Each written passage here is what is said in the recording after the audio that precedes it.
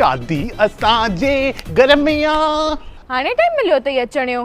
जिंदगी ईअं हुजे न, सुबुह खां उथो, कमु धंधो कुझु न, शॉपिंग कयो, मशरूम खाओ। तोखे वॾा कम आहिनि? जाम कम आहिनि मूंखे। वाड़ मूंखे हाईलाइट करणा आहिनि, और जीन अल्टर नथो करे ॾियो न, गाड़ियूं ॾियणियूं आहिनि, पेट अंदरि करणो आहे। यार असांखे कपिड़ा वठणा आहिनि। रॉयल कपिड़ा वठंदासीं, हिकदम ऊचा, बेस्ट क्वालिटी। हाँ तू वठी हलंदे असांखे कार में? हाँ त कार मां हलाईंदुमि, तूं मथां वेहंदीअ न। यार मूंखे हिकु दुकान ते पंधु वञणु नथो पुॼे। टेंशन न खण, मां वठी हलंदुमि तोखे गोल मैदान ते। गोल मैदान ते? गोल मैदान ते रॉयल बैंक्वेट हॉल में दिव्या चेलानी मैडम एग्जीबिशन लगाइण वारी आहे। हाँ वेडिंग सीजन स्पेशल। हिते तव्हांखे वेडिंग्स लाइ फैंसी ड्रेसेस, टॉप्स, जीन्स, कॉट sets all under one roof मिली वेंदा।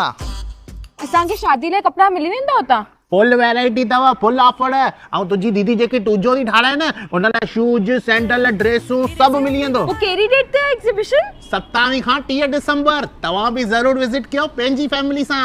रॉयल बैंक्वेट हॉल में कॉस्मेटिक्स, एसेसरीज, परफ्यूम्स भी मिली वेंदा। जेंट्स एंड किड्स वेयर में भी वैरायटी तव्हांखे मिली वेंदा। हिन अलावा टूज़ो पैकिंग लाइ sandals, shoes, handbags best offers में अवेलेबल अथव। फ्रेंड्स एंड फैमिली खे वठी जल्दी विजिट कयो रॉयल बैंक्वेट हॉल। डेट अथव 27 to 30 दिसंबर।